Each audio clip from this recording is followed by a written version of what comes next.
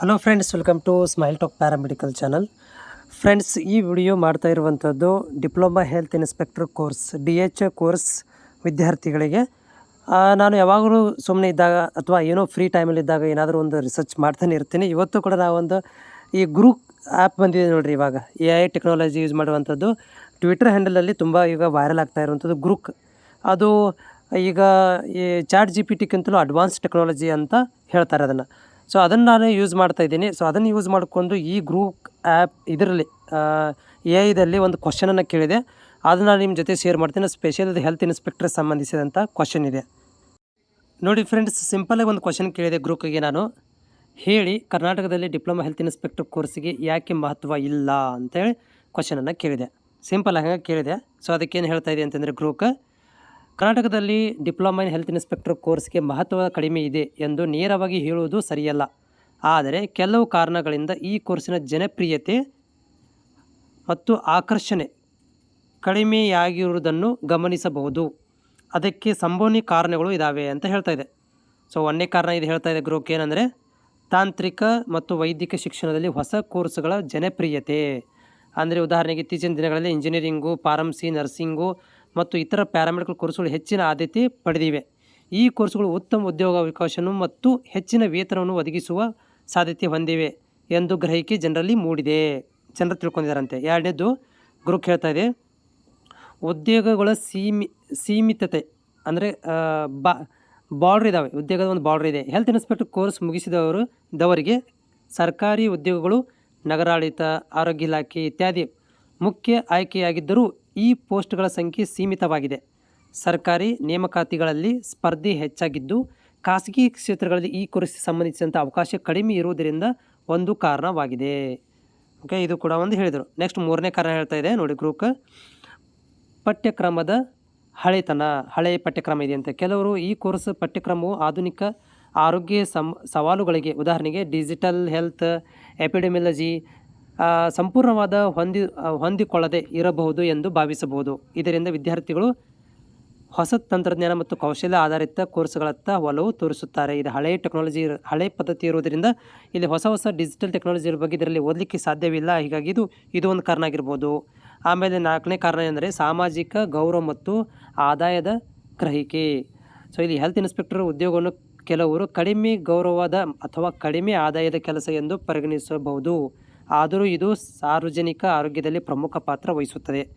ಈ ಗ್ರಹಿಕೆಯಿಂದಾಗಿ ವಿದ್ಯಾರ್ಥಿಗಳು, ಪೋಷಕರು ಇತರ ಆಯ್ಕೆಗಳನ್ನು ಆರಿಸುತ್ತಾರೆ. ಈ ಥರ ಇರೋದರಿಂದ ವಿದ್ಯಾರ್ಥಿಗಳು ಮತ್ತು ಪಾಲಕರು ಬೇರೆ ಕೋರ್ಸ್ಗಳನ್ನು ತೊಗೊತಾರೆ ಅಂತ ಹೇಳ್ತಾ ಇದೆ. ನೆಕ್ಸ್ಟ್ ಹೇಳ್ತಾ ಇರೋದು ಜಾಗೃತಿಯ ಕೊರತೆ. ಈ ಕೋರ್ಸಿನ ಮಹತ್ವ ಮತ್ತು ಸಾರ್ವಜನಿಕ ಆರೋಗ್ಯ ಕ್ಷೇತ್ರದಲ್ಲಿ ಇದರ ಪಾತ್ರದ ಬಗ್ಗೆ ಸಾಕಷ್ಟು ಜಾಗೃತಿ ಜನರಲ್ಲಿ ಇಲ್ಲದಿರುವುದು ಒಂದು ಸಮಸ್ಯೆಯಾಗಿದೆ. ಉದಾಹರಣೆಗೆ ಹೆಲ್ತ್ ಇನ್ಸ್ಪೆಕ್ಟರ್ ಸೋಂಕು ತಡೆಗಟ್ಟುವಿಕೆ, ಸ್ವಚ್ಛತೆ ನಿರ್ವಹಣೆ ಮತ್ತು ಆರೋಗ್ಯ ಸಮೀಕ್ಷೆಗಳಲ್ಲಿ ಮಹತ್ವದ ಕೊಡುಗೆ ನೀಡುತ್ತಾರೆ.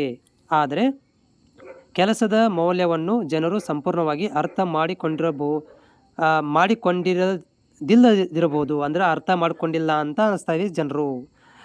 ಆಮೇಲೆ ಮಹತ್ವ ಇದೆಯೇ, ಇದೊಂದು ಇಂಪಾರ್ಟೆಂಟ್ ಇದು ಅಂತ ಕೇಳಿದಾಗ ಅದು ತಾನೇ ಹೇಳ್ತಾ ಇದೆ, ವಾಸ್ತವವಾಗಿ ಈ ಕೋರ್ಸ್ಗೆ ತನ್ನದೇ ಆದ ಮಹತ್ವ ಇದೆ, ವಿಶೇಷವಾಗಿ ಗ್ರಾಮೀಣ ಮತ್ತು ನಗರ ಪ್ರದೇಶಗಳಲ್ಲಿ ಸಾರ್ವಜನಿಕ ಆರೋಗ್ಯವನ್ನು ಕಾಪಾಡುವಲ್ಲಿ. ಕೋವಿಡ್-19 ಆಮೇಲೆ ಸಾಂಕ್ರಾಮಿಕ ಅಂಥ ಸಂದರ್ಭಗಳಲ್ಲಿ ಹೆಲ್ತ್ ಇನ್ಸ್ಪೆಕ್ಟರ್ ಪಾತ್ರ ಎಷ್ಟು ಮುಖ್ಯ ಎಂಬುದು ತಿಳಿದು ಬಂದಿದೆ.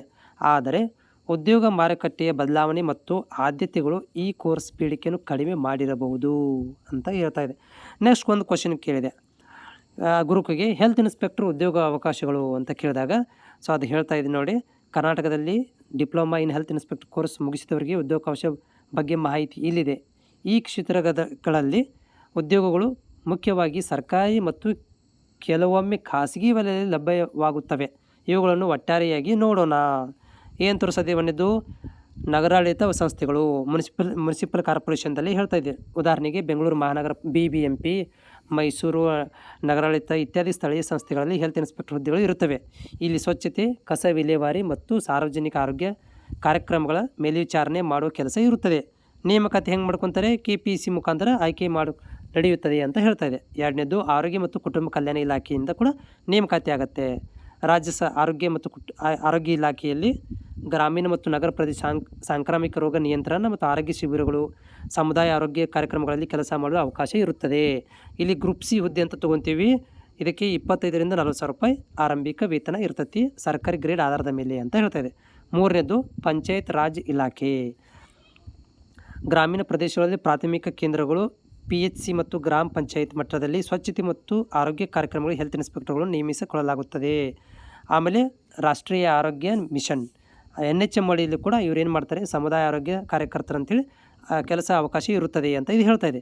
ಖಾಸಗಿ ವೆರಿ ಇಂಪಾರ್ಟೆಂಟ್ ನೋಡಿರಿ, ಇದನ್ನು ಹೇಳ್ತಾ ಇದೆ. ಖಾಸಗಿ ಒಳಗಡೆ ಖಾಸಗಿ ಅವಕಾಶಗಳು, ಆಸ್ಪತ್ರೆ ಮತ್ತು ಕ್ಲಿನಿಕ್ಗಳು ಅಂತ ಹೇಳ್ತದೆ. ಕೆಲವು ಖಾಸಗಿ ಆಸ್ಪತ್ರೆಗಳಲ್ಲಿ ಸ್ಯಾನಿಟೇಷನ್ ಮತ್ತು ಆರೋಗ್ಯ ಮೇಲ್ವಿಚಾರಣೆ ಸಿಬ್ಬಂದಿ ಅಗತ್ಯವಿರುತ್ತದೆ, ಆದರೆ ಇವು ಸೀಮಿತವಾಗಿರುತ್ತವೆ. ವೆರಿ ಇಂಪಾರ್ಟೆಂಟ್, ತುಂಬ ಸೀಮಿತವಾಗಿರ್ತವೆ.